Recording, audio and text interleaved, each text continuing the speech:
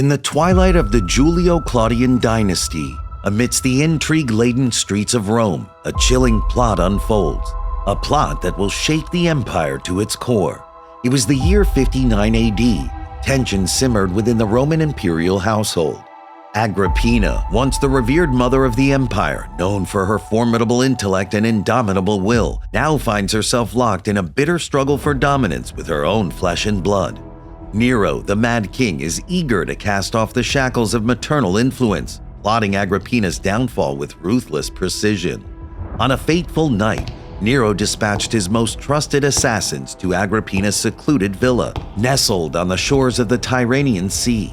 Disguised as messengers bearing tidings from the emperor himself, they crept through the shadows. As Agrippina welcomed the supposed messengers into her chambers, little did she suspect the dagger concealed beneath their robes or the betrayal lurking behind their false smiles. With a swift and merciless blow, one of the assassins struck Agrippina on the head, sending shards of agony coursing through her body. Another stabbed her in the stomach. Agrippina is claimed to have bared her stomach as Nero was born there. On reaching the scene, Nero carefully observed his mother's corpse and explained that he had never fully realized how beautiful she was. This is the story of Nero, the Mad King, whose ruthless ambition knew no bounds. And today, we delve deeper into the darkest depths of his tyranny as we unveil the chilling legacy of Rome's most infamous emperor. Born into the illustrious Julio-Claudian dynasty in 37 AD, Nero's ascent to the imperial throne at the tender age of 16 heralded a new chapter in Roman history. At first, he was hailed as a promising prodigy, poised to carry on the legacy of his esteemed ancestors, including the revered Augustus. However, beneath the veneer of power and prestige lurked a darker reality, a legacy tainted by madness, as exemplified by his infamous uncle Caligula. It was this fragile balance between authority and insanity that would come to define Nero's tumultuous reign.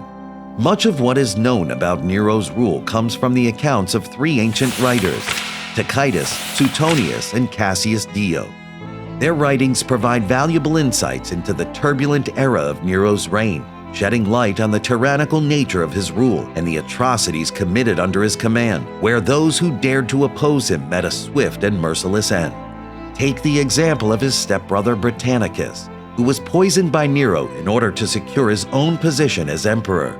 Nero feared Britannicus as a potential rival to the throne due to his legitimate birthright. As such, Nero orchestrated a lavish banquet during which he had Britannicus's wine poisoned, ensuring his own undisputed claim to power. Likewise, Nero's treatment of his noble wife Octavia serves as a chilling testament to his ruthless nature. Betrothed at the tender age of 11 and married at 15, Octavia, the daughter of Emperor Claudius, found herself at the mercy of Nero's cruelty. At the age of 24, Nero orchestrated a horrific fate for Octavia. He divorced her, cast her into exile, and decreed a gruesome demise. Octavia met her end bound with her wrists split, suffocated within the confines of a steam bath. He then received her decapitated head, a grotesque trophy of some sort. Moreover, Nero's second wife, the noblewoman Poppaea Sabina, suffered a similarly tragic fate as he brutally murdered her by kicking her in the belly while she carried their child. Even those who had guided and nurtured Nero were not immune to his wrath. Seneca, his wise and learned teacher from childhood, met a tragic end, betrayed by the very pupil he had sought to educate and inspire. It is said that he was discharged and compelled to commit suicide. In Nero's court, fear loomed large, with the slightest misstep risking swift and brutal punishment at the emperor's whim.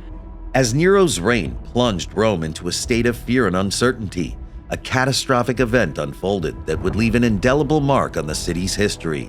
In the year 64 AD, a deafening cry shattered the tranquility of the night, a cry roused by the Great Fire of Rome. While tales are plentiful of Nero's alleged apathy towards the disaster, with popular myths suggesting he played the fiddle while Rome burned, historical records paint a different picture. Nero may have been absent from the city at the time, possibly retreating to his villa in Antium. Desperate to quell the rising tide of suspicion, Nero launched a frenzied effort to extinguish the flames and alleviate the suffering of his people. He offered sacrifices to the gods, distributed aid to the victims, and vowed to rebuild Rome from the ashes, but his efforts were in vain. In a desperate bid to deflect blame from himself, Nero turned his wrath upon an innocent scapegoat, the Christians. Spreading malicious lies and propaganda, he accused them of starting the fire, igniting a wave of persecution and violence against the followers of the newly formed faith. Thousands perished in the flames of Nero's cruelty, subjected to unspeakable torture and suffering at his command. Some met their end on the cross, others faced the savage jaws of wild beasts, while many were condemned to become human torches, their bodies engulfed in flames to illuminate Nero's decadent festivities. You see, despite the city's fiery devastation, Nero hosted lavish feasts in his gardens, beckoning his subjects to revel in distraction and merriment. And as night descended upon his feasts, Nero would ensure his gardens were bathed in a brilliant glow. But this was no ordinary illumination, for it came from the burning bodies of Christians. Yes, you heard that right. Clad in white robes tainted with pitch and tar, they became living torches, casting an eerie light on the twisted faces of the revelers. The screams of the dying mingled with the sounds of laughter and music, creating a chilling atmosphere of horror and indulgence. In a chilling display of his authority, Nero would then glide through the gardens in his chariot, surrounded by rows of burning Christians. It was a gruesome spectacle, a kind of twisted testament to his dominance over life and death. But amidst the horrors of his reign, there were instances of Nero's behavior that wandered into the realm of the utterly bizarre. One of the most peculiar episodes involved his favored freedman Sporus. Nero not only had Sporus castrated, but also married him in a lavish ceremony where Sporus donned the attire of a bride while Nero assumed the role of groom. Later, Nero replicated the spectacle with another freedman, this time reversing the roles, with Nero playing the bride without undergoing castration. These pseudo-weddings reached their climax as the newlyweds consummated their union on a couch in full view of banquet guests. By this point, the realization had dawned upon every corner of Rome. Nero's madness had reached its zenith, and something had to be done to stop him. Realizing the imminent danger, Nero concocted a desperate plan to flee Rome for the eastern provinces.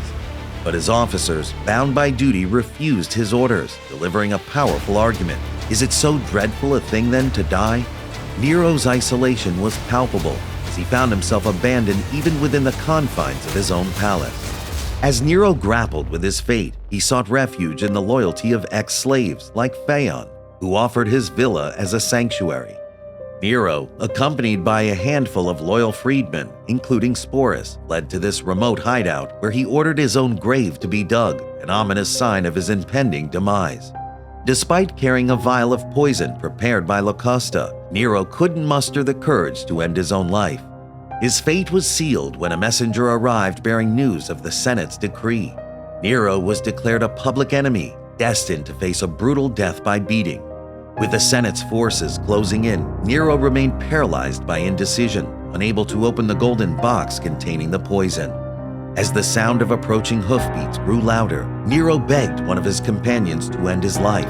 In a swift and final act, Nero's companion ran him through with a sword just as the Senate's forces arrived. Though they attempted to save him for justice's sake, it was too late. Nero had breathed his last on June 9, 68 AD, leaving Rome to grapple with the aftermath of his chaotic reign. His demise plunged Rome into a power vacuum, leading to the tumultuous Year of the Four Emperors. It would take the ascension of Vespasian to restore stability to the empire, marking the end of Nero's turbulent legacy. Yet, as we piece together the fragments of Nero's life, it's important to tread cautiously through the annals of history. The accounts of his reign are filled with bias and political intrigue, woven by the hands of those who sought to shape the story to their advantage.